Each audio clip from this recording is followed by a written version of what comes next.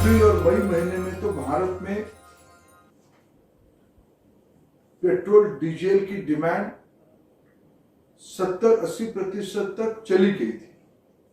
एक नाम मात्र बिक्री स्थिति बनी थी।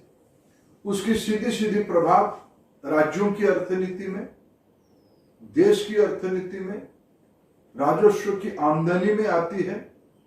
जून के महीने में धीरे धीरे ये वापस आ रही है। अभी अभी मैंने आदरणीय कांग्रेस की अध्यक्षा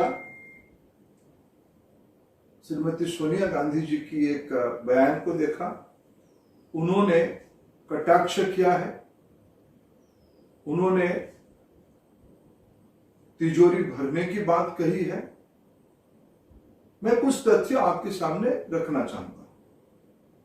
आदरणीय श्रीमती सोनिया गांधी जी शायद ये भूल रही है, कांग्रेस शासित राज्य राजस्थान हो, पंजाब हो, महाराष्ट्र हो, झारखंड हो या पांडिचेरी हो, उन राज्यों ने भी पिछले 3 महीने में वहां की प्रजा के ऊपर राज्य सरकार की ओर से 5-5 रुपये टैक्स भी लगाई है। 28 राज्यों ने अपने जो टैक्स कलेक्शन करते थे उसके ऊपर उन्होंने टैक्स बढ़ाया है। और मैं एक जिम्मेवारी के साथ इस विषय को कहता हूं कि जब विश्व में और विशेष करके हमारे देश में स्वास्थ्य सेवा में, विकास के कामों में रिसोर्स की आवश्यकता होती है, तो सरकार ऐसे सारे व्यवस्थाओं को अपनाती है। जिन राज्य सरकारों ने उसको बढ़ाया या केंद्र सरकार कुछ राशि इकट्ठा किया, आखिर ये करना क्यों पड़ा? इन दिनों में जीएसटी की कलेक्शन एक अपने सबके सामने है। क्या स्थिति है? कारोबार में दोबारा धीरे धीरे वापसी हो रही है। वो समय लगेगा, उस कष्ट को स्वीकार करना पड़ेगा। हम उसको जिम्मेवारी के साथ संभालते हैं। और आखिर ये पैसा भारत सरकार ने इकट्ठा करके किया क्या? राज्य सरकारों को दिया अपने हिस्से के अंदर। प्रधानमंत्री गरीब कल्याण योजना जैसे 1,70,000 करोड़ रुपया की महत्वाकांक्षी योजना बनाई, गरीबों को अन्न दिया, गरीबों की बैंक खाते में पैसा पहुंचाई, किसानों की बैंक खाते में पैसा पहुंचाई, 3 महीने में मुफ्त में फ्री एलपीजी सिलेंडर दिया,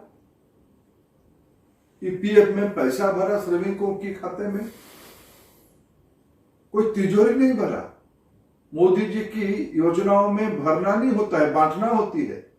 अगर मैं आपको तथ्य दूं, आदरणीय सोनिया गांधी जी पिछले 3 महीने में, आपने 3 महीने की बात कही, पिछले 3 महीने में भारत में 42 करोड़ लोगों को, मेरे पास जो तथ्य 20 जून तक है उसमें 65,454 करोड़ रुपया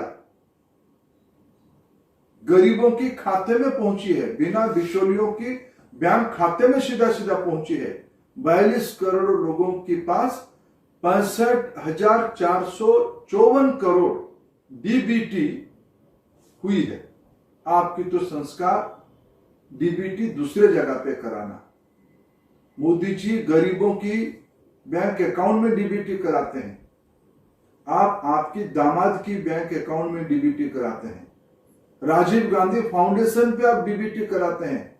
आपको मौका मिला था इस देश को पीढ़ी दर पीढ़ी जिम्मेवारी संभालने के लिए। आप क्या क्या किए हैं उसकी नतीजा देश के सामने है। और हम कोई छुपाते नहीं है।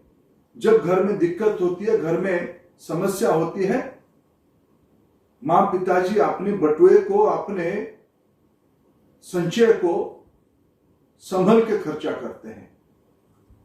आज भारत सरकार और राज्य सरकारों ने संभल के कल्याणकारी योजनाओं के लिए, कोरोना महामारी को लड़ने के लिए, स्वास्थ्य सेवा में, आज आखिर विश्व भर में भारत की स्वास्थ्य की मैनेजमेंट एक आदर्श की स्थिति में है।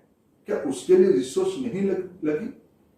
क्या पिछले 3-3.5 महीने में गरीबों को काम पहुंचाना, गरीबों को खाद्यान्न पहुंचाना, गरीबों की चिंता करना, मध्यवर्गीयों को मदद करना, 3 लाख करोड़ रुपया की एमएसएमई को बिना बंधक के कम ब्याज पे ऋण उपलब्ध कराना, रोड, रेल, एविएशन और बड़े बड़े उद्योगों में निवेश बढ़ाना, क्या इसके लिए रिसोर्स की आवश्यकता नहीं है? इसलिए आपकी संस्कार तिजोरी को लूटना है।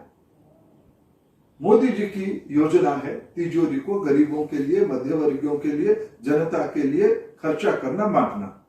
इसलिए आपको इस देश की जो समझ है, आपने कहा, लेकिन सत्य और कुछ है।